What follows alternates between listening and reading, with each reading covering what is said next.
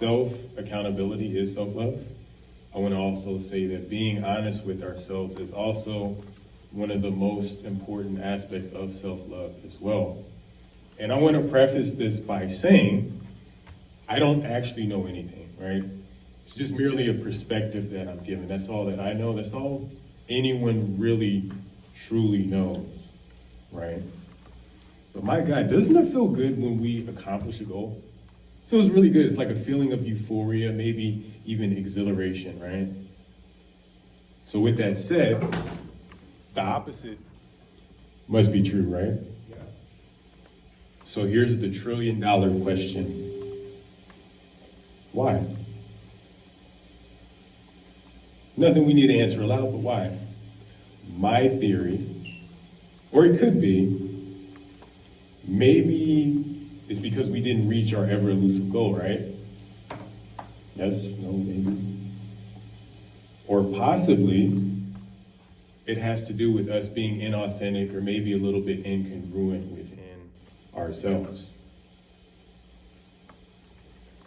I want you to think back to a time, it could be any time, when you wanted something, you wanted anything, you wanted it really bad, not just kind of wanted it, you wanted it bad, like 2 A's, too bad, right?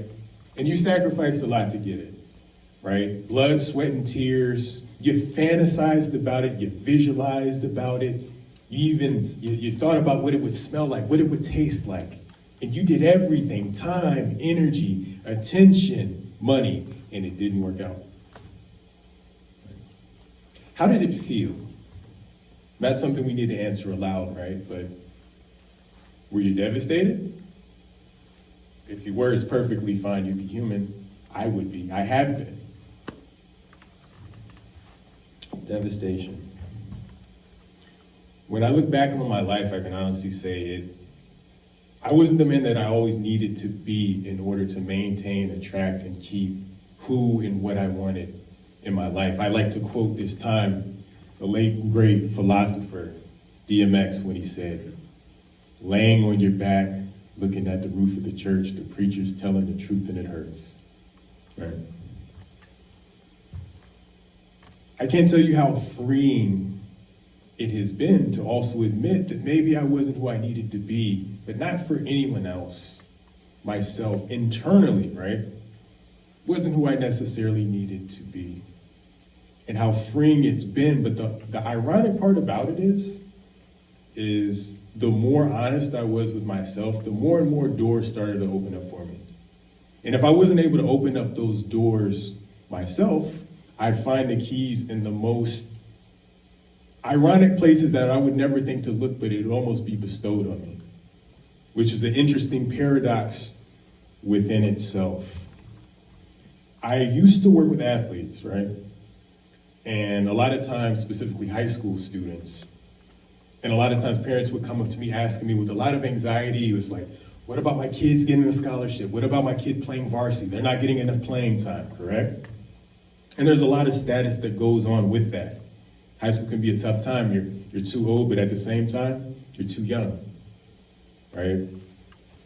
And I tell them the most important thing you can do as a parent is to let your kid know, whether you're the star athlete that's recruited by every school in the country, you have your pick of the litter, maybe you have the opportunity to make millions of dollars at the highest level, or you never get off the bench, that no matter what happens, you're gonna love them regardless. I almost said irregardless, which I just realized, I gotta realize that that's not a word.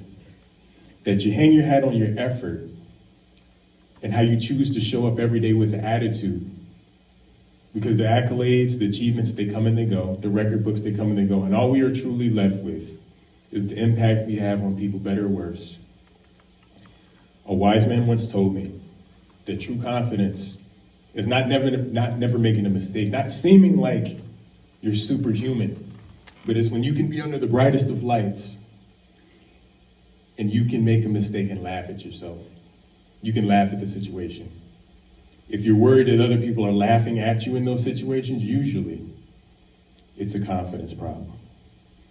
I want to thank everyone for being a great audience, but I have one final quote from also a great philosopher.